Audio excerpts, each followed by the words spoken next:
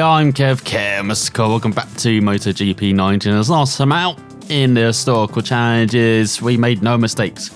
It's Kevin Swans in 1993 in Jerez. Well, now it's 1995, the 23rd of July in Donington. Some cloudy conditions as on the eve of the 1995 Grand Prix of Great Britain.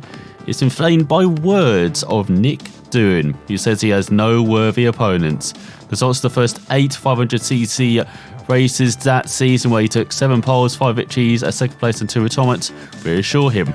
The track doesn't seem ideal for his Honda on the first few turns. It tends to slip when accelerating. In free practice, doing is 0.6 of a second from Scott Russell's Suzuki. But in qualifying on Friday, he records a stratospheric 1 minute 33.701, with which he takes pole position with 0.4 of a second advantage.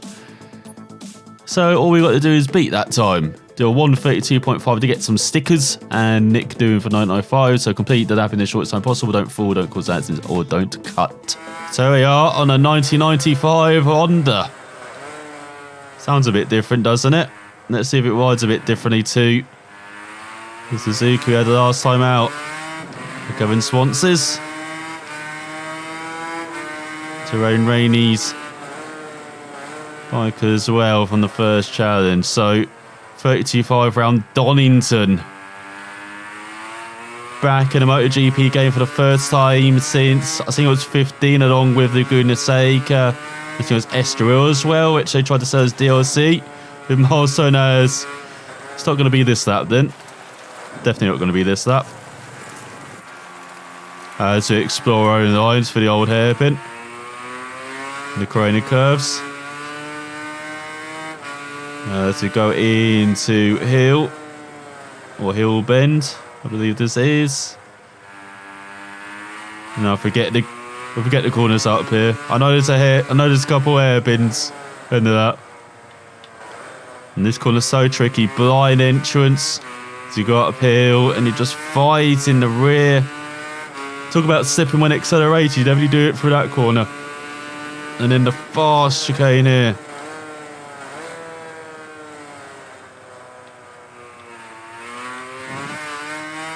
Got to get that weight tipped, like in that first apex. So very tricky to get right.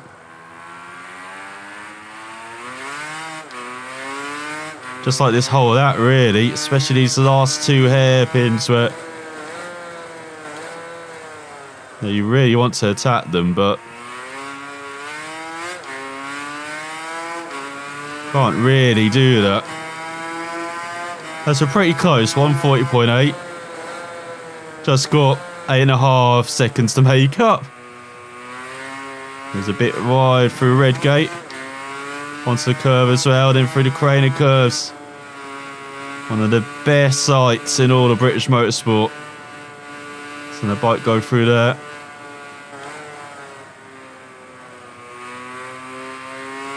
So 3/10 upper paddy. Well, it's going to be a bit more than that now. It's a bit wide there.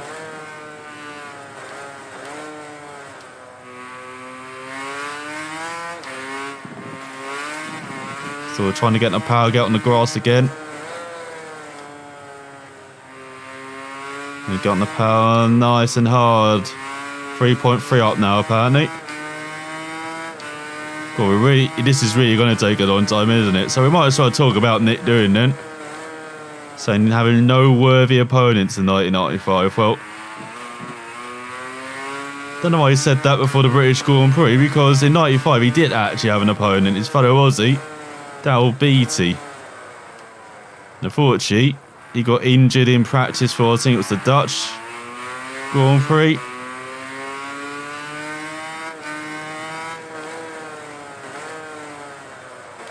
Like, he was actually leading championship early in the season, but then yeah, they just let Doohan run away with it. Like, he did quite a few championships. Says yeah, it was still 4 seconds off the pace. Well, the rise of Doohan in the mid-90s maybe echoes what happened to Michael Schumacher in the early thousands in F1, where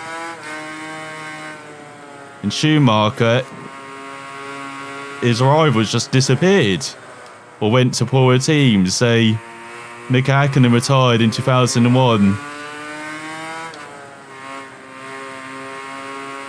Jack Villeneuve tried to build up BAR to absolutely horrendous knock success and almost ended his Grand Prix career doing it.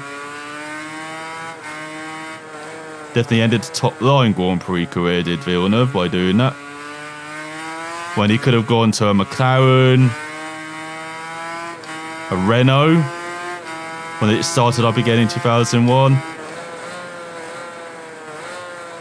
But stuck with BR way too long, and we won't talk about his 2003 season alongside Jenson Button. Like Damon Hill retired in 1999. Heinz Howard French had one good season and then probably got fired from Jordan in 2001. David Coulthard was never quite on that level. He's in because of very good drivers, along with Rubens Barrichello, his teammate. He could have challenged if he was, say, in a McLaren, but unfortunately never got that opportunity to see that.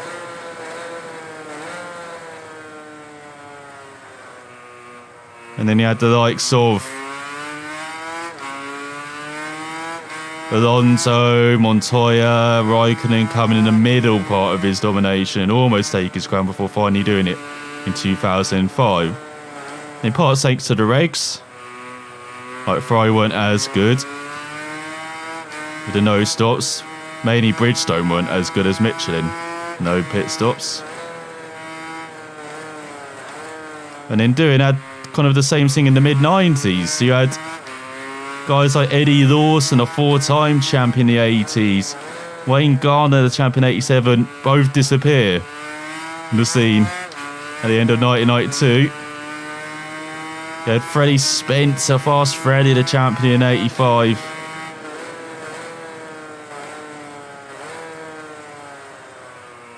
Kind of have the last of his aborted attempt at coming back to Grand Prix motorcycle racing in 1993.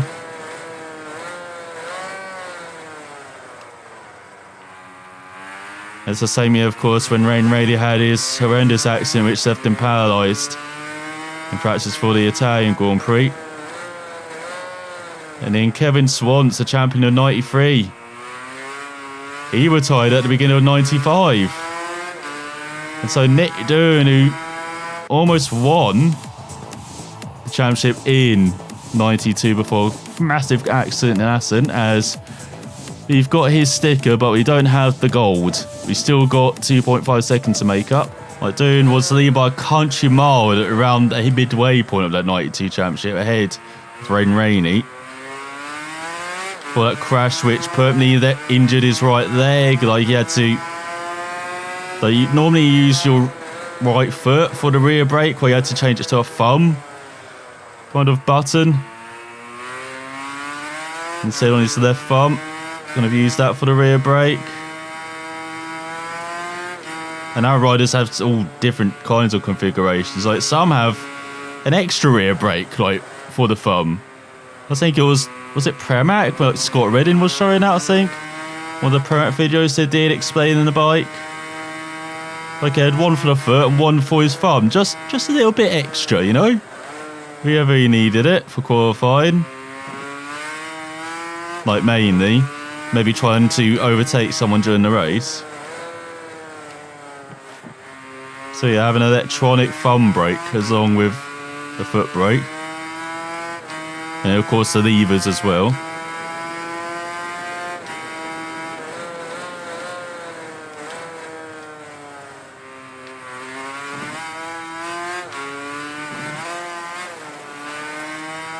Oh, that was lucky. But yeah, Doohan lost that championship by just 4 points to Rainey in the end. But then, with everyone leaving, in 94, it just set the stage for him to dominate. Literally do for the next 5 years. Going from 94 to 98. Only Valentino Rossi and Agostini have won more Premier Class titles. So them has... We're improved, but we're still not there. So yeah, that's elite company Doohan's in. But like I said, you think about the vacuum he kind of found himself in on his Honda. When they started to get on top of the bike and dominate as well, with the likes of Yamaha and Suzuki falling back slightly, just not able to match them.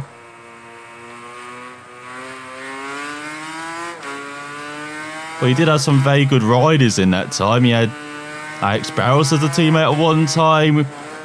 The guys in that kind of class are very good. A bit like the F1 equivalent of Rubens Barrichello. He's kind of like that for motorcycle racing, where on his day, no doubt, unbeatable, but thought you didn't have too many of those days, did old Alex?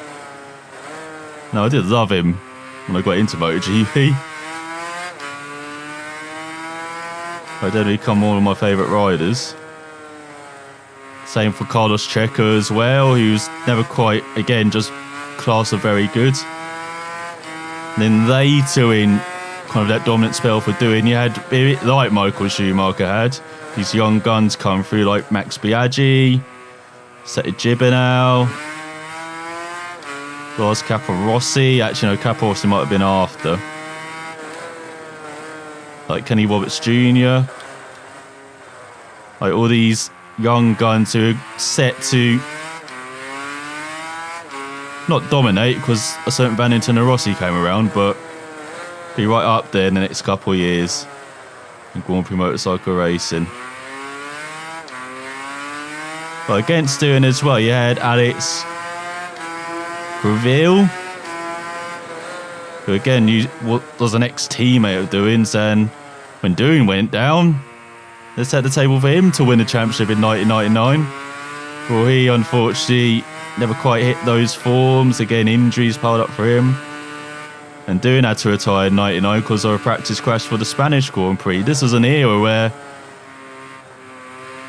it's hard to remember now, like 20 years ago, when you look at the longevity, especially of Valentino Rossi. These were days when riders would retire in their early 30s, like, or even not make their 30s, just because of the injuries would just pile up for them. Or because, unfortunately, the injuries would prevent them from riding again, due to disability or even worse. So that's as it was 20 years ago. But yeah, then you have Lars Capirossi, Valentino Rossi, Andrea Dovizioso now, I guess, with 300 Grand Prix under his belt. These guys are all of longevity. Like Marc Marquez could perhaps now ride until he's like 40, even with his riding style. Like Danny Pedrosa is one of the rare riders nowadays who kind of had to retire, because again his injuries kind of piled up. He's perhaps lucky to go as far as he did, like almost 15 years at Grand Prix motorcycling level, even though he'd been riding for almost like 20 years as well, wasn't it? Is it 20 years? No, it's around 15 years, or just over 15 years in Grand Prix motorcycle racing, and that's a short career now for a top rider. Like Marquez has gone a decade already. He's like 26. It's ridiculous. Like Lorenzo's over 15 years riding at this level. Rossi over 20 years. Like, Rossi's been riding at Grand Prix motorcycle racing level as old as, I think, Juan Mir is, or older than him. Like, it's ridiculous. But yeah, Doohan was one of the older guys actually, retiring at like 34. Like his rival, Daryl Beatty, this season, unfortunately, this was his best season, 95. Like, finished second in the championship. Then the following season had that massive crash. I think it was actually at Assen. Keep forgetting which year it is, but he was never quite the same rider since then. And yeah, he's quickly gone from the scene as soon as he emerged in it. So you had Spaniard, the Italian, Luca Cadalora, who was very good. 35 Fort, that's Port. Well, it's going to take me a while, isn't it? May need to stop rambling about the mid-90s corporate motorcycle racing. But yeah, the Italian was like runner-up to Doohan, third place as well. Again, never quite had the equipment to challenge Doohan. Well, he did, but fortunately, they were never quite good to catch up to Honda and Doohan, shall we say. Like, he's not like nowadays where, yeah, Marquez is leading the championship. He's kind of dominating MotoGP. But he's still got Dovi and Petrucci on the Ducati. He's got Lorenzo on the Honda, formerly on the Ducati and Yamaha. He's got Rossi on the Yamaha, Vinales. He's got the Suzuki with Rins. Well, he's even got the Yamahas now, the satellite Yamahas of Quartararo and Morbidelli interfering in his races now as well. Like, and then you got Jack Miller on the Pramac. Like, Bagnaia could also be in that conversation once he gets used to it at MotoGP level. Like, you got, it's so competitive MotoGP now. Like, how many riders is that? You got Capture on the LCR as well. Nakagami too looks very good on this year. Like, all of these riders can finish in the top 5 at least on their day.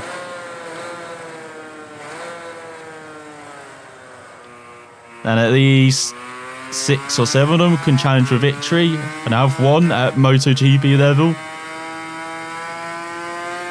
And those are the riders just challenging Marquez. Didn't have that in Doohan's day. Definitely did not. Looking at the record books at least.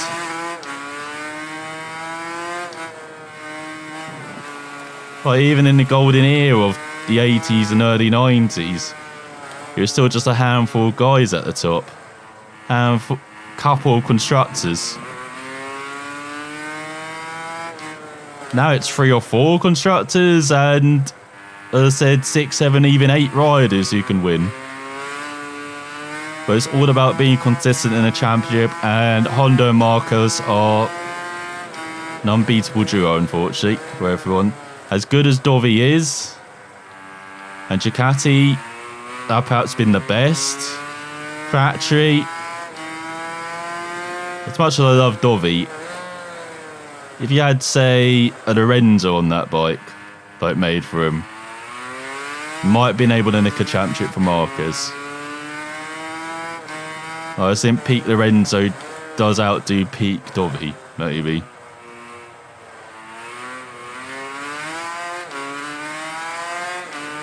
Same, but of course you can say that for Rossi as well. Maybe even Pedrosa, if he didn't have all those injuries before Marquez came in, like, he could have given him a bit more competitive, so maybe in 2013, 14, even 15 as well. Well, maybe not 14. Marquez was damn unbeatable that year for most of it.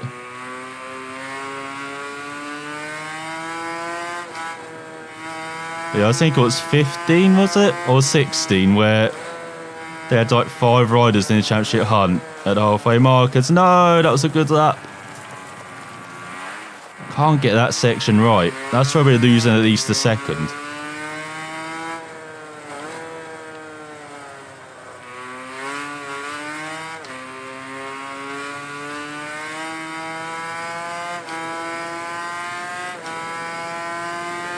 So maybe Doohan was right actually saying there was no challenges back then. But again, Doohan and Honda are a bit like Marquez and Honda now. Just an unbelievable duo. No, so Doohan had to contend with, I'm not sure, I never know if I'm saying these names right, but Aoki and Okada, who were pretty damn good Japanese riders as well. This is back when Japan had a handful of riders coming through who were very good. So from like the mid-90s to the mid-thousands, had so many good riders. Of course, Nitro Nori came around late 90s, early thousands. Still probably top 3 favourite riders for me of all time, Nitro Nori. Still pissed he didn't win a World Championship, like World Superbike title. Boy, did he deserve one. But then, then you can say the same for Aaron Slight as well, and a number of riders. As well, a bit wide. Want the power nice and early though. This could be silver at least.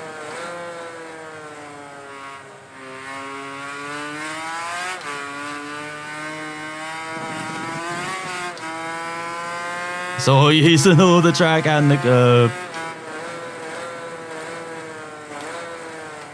So it is crazy to think that 25 years ago, motorcycle racing, very different beast. And this guy and virtually at the top, virtually unopposed. Like, he said he had no challengers in 95, 97, it was ridiculous. Like 15 rounds, he won 12 of them, was on pole for 12 of them, I believe. Second for 2 of them. That's 6 tenths off. We're getting there. And then in the final race of the year, this home round in Australia, Doohan crashed off, leading by, seems like 6 seconds. Now that's domination. Like, absolutely ridiculous. As let's now concentrate now that I've rambled quite a lot and try and get 7 tenths so we can do this.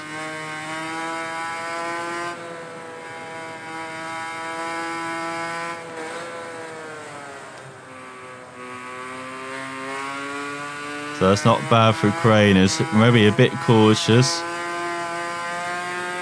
compared to previous attempts.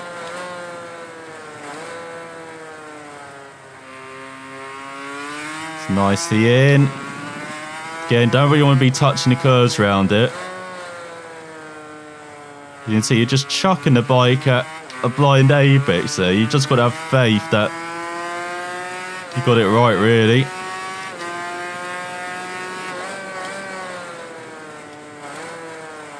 Using not that rear brake, getting my thumb on it, just like Doohan would have.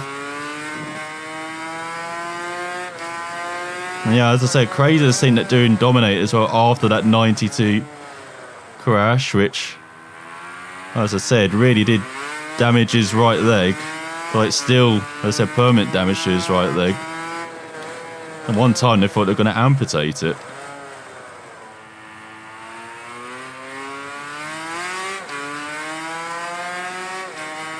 Let's go towards the line. I think we did a 32.9, so we're less than half a second off now. As you saw, we went right like in this corner, so we can do this. Half a second to make up now. So yeah.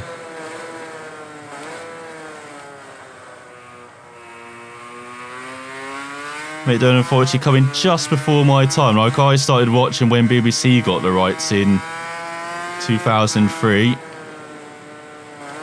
Fortunately, I'll never forget that first race I watched because, one, it was Japan, so it's like, it was Suzuka, it was like early morning, I tend to catch it live, but I remember watching the rerun in the afternoon, and also it was a very sad race with the death of local star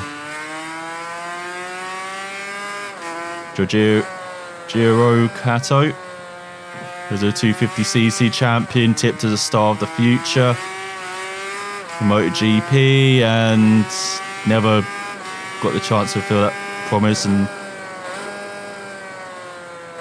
a horrendous crash around 130R, I think, coming out at 130R.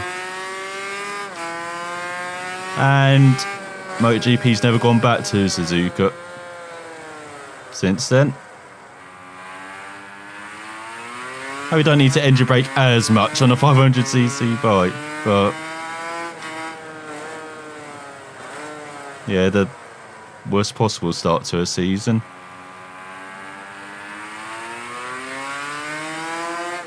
And that was the season in 2003 when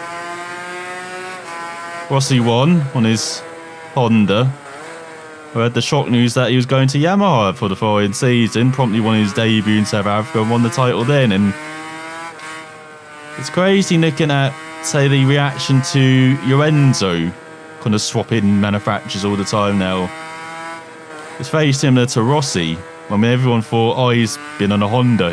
He's going to fail on that Yamaha. Yamaha haven't won in ages as well, even though he's got his kind of crew. He's like Jeremy Burgess that he's been with for such a long time. Like, he needs a bit more than that to be winning on a Yamaha, but proved everyone wrong.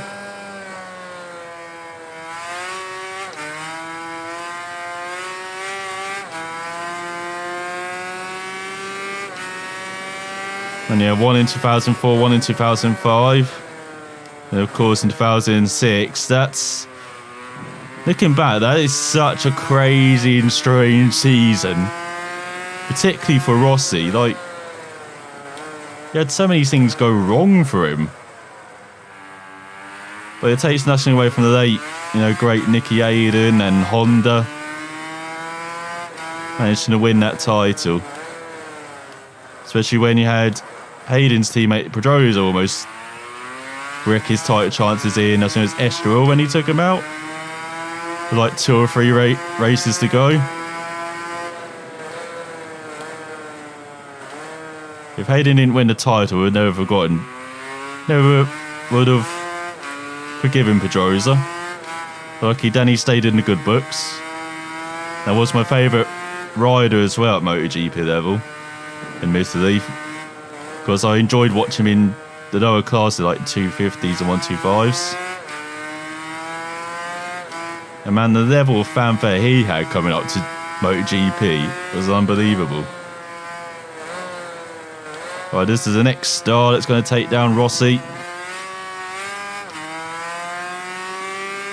Fortunately, he got injured too much. Plus, there's this guy called Casey Stoner who's pretty handy on a Ducati.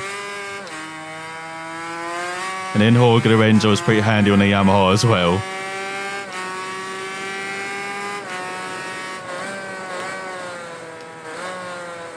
And thinking about now, you had the battle of 4 manufacturers. Pedrosa on the Honda, Dovi as well when he came in. Stoner on the Ducati. Or should I say 3 manufacturers? So you got Lorenzo on the Yamaha and Rossi on the Yamaha as well.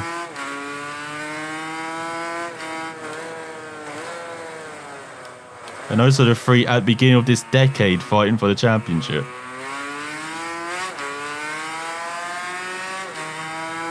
And then at the end of this decade now, still the same 3, isn't it? Except now we've got Suzuki back with Rins up there. Lorenzo's as well is now on a Honda. But now you've got Marquez on the Honda instead of Pedrosa. Still got Rossi on a Yamaha as well. Up there alongside now Vinales being his young Spaniard to challenge him. Or not challenge him. I don't know what's happening with Vinales. Like I know he needs the bike. He's kind of particular with it. He's just not suiting his riding style, it doesn't look like. But I don't know what's going on with Maverick. I don't know what's going on with Yamaha, frankly. I don't think anyone does, to be honest.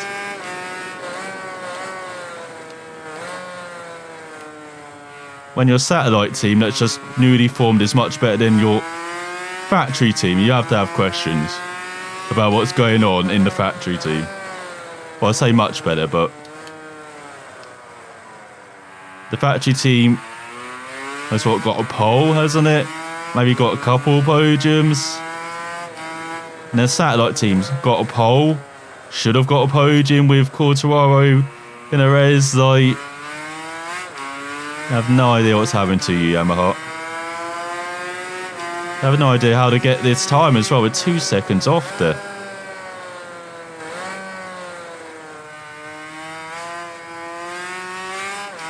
Bit slow there. Yeah, crazy how things have gone about. Instead of, you know, Stone on the Ducati, now you've got Dovi. Well, I guess Petrucci, because Petrucci's kind of a young gun alongside the veteran now. And I think you had Nicky Hayden, I remember, at Ducati in 2010 alongside Stoner.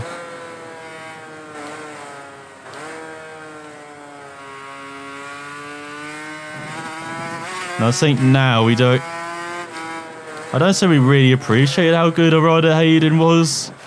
Like, yeah, he won, what's it, AMA Superbikes. It was very good at short track. Of course, won in World Superbikes with Honda. Of course, won the MotoGP crown. But even with that MotoGP crown, I don't think Hayden was ranked as highly. As perhaps he has been, sadly, since after his death, I would say. I don't want to say it's another case of a higher variation of someone after the death, like we maybe see with Senna, because he died, no, unfortunately, no, horrifically, no, very young as well. But there's a certain myth around Senna.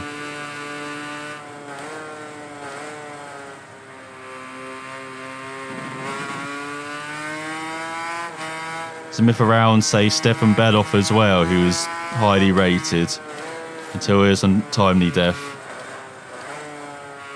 in the mid-80s. You got just certain drivers and riders who got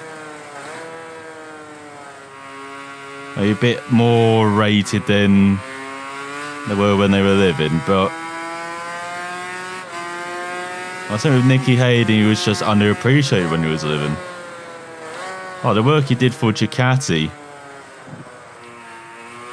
like sticking with them through the tough years of those early years in Stoner left, and then working alongside Rossi and Dovi.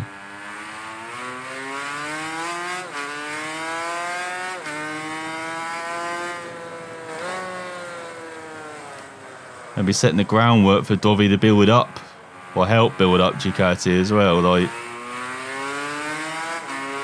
Ducati were a bit of a mess after Stoner left. Bringing in Rossi, like, didn't quite work out. Like, Rossi went to Yamaha, it didn't quite work out like that.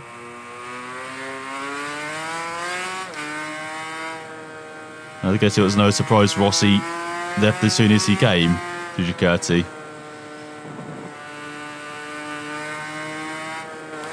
Well, so I don't blame him, for Ducati back then were a bit of a mess, but now in the last like 3 or 4 years, especially in the standard ECU era, been very good. With Dovi, with Iannone, with Petrucci, with Mira. Hopefully Bagnaia as well.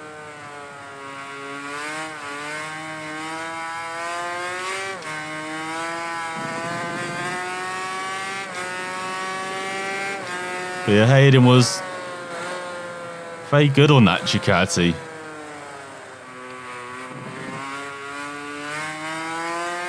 I get tides better than Rossi.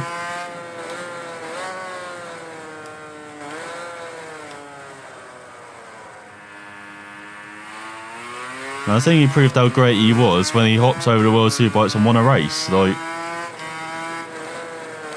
not everyone can do that. Especially when you look at what Honda's been like since that season, since him and Van der Mark. Was it Van der Mark? I think it was Van der Mark, wasn't it? He was alongside Hayden. Maybe I'm thinking of Brado, but I think it was the foreign year. Well, since they've no longer been there. I know Honda maybe cut back, haven't they? The World Superbike program, but still, it's been a struggle for them. compared to the Kawasaki, Ducati.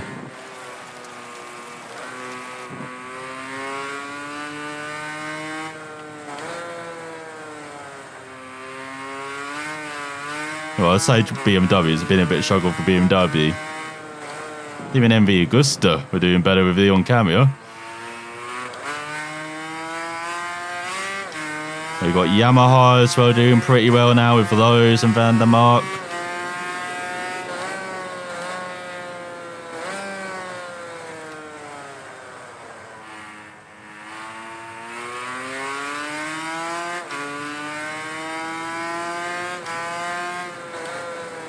So I could run about World Superbikes now, but I think we just need to concentrate on getting this target 32.5.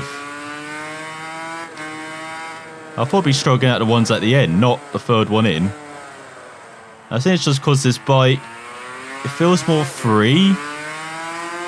It feels quicker. It does feel quicker. Like at least a bit more rideable, shall we say.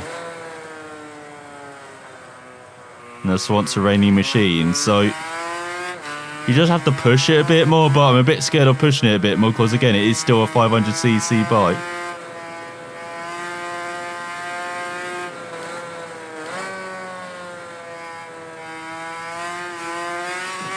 And so when you get on the power sometimes it does like to kick the rear end like that out.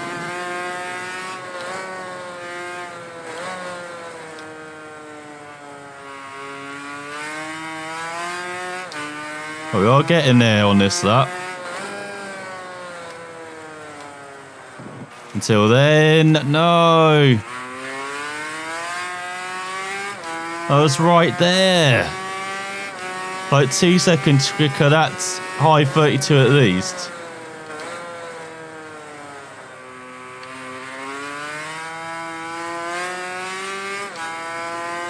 Would you have to wait till the change of direction to really fill in?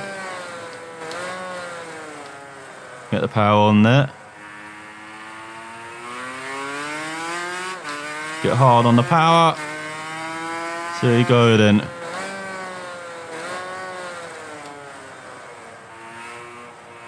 Oh, Nicky Hayden, great rider. And he had that style as well. As we have done it, where's my sticker? We did do it on that, we did a 32 flat. So I'm taking that as the gold, as we finally did it. It took a long time, almost 40 minutes. But we got there. We had a good ramble as well. About Grand Prix motorcycle racing. About how great Nicky Hayden was as well. So he's got that style, which Casey Stoner had as well, which was very flamboyant on the Ducatis. And yeah, I really do miss Nicky Hayden. Not just because of his riding, but because of that personality as well. But we'll be back next time with another historical challenge. Hopefully it won't take as long, as will be the home here will be the Spaniard for 1999. So thanks for watching, and I'll see you next time.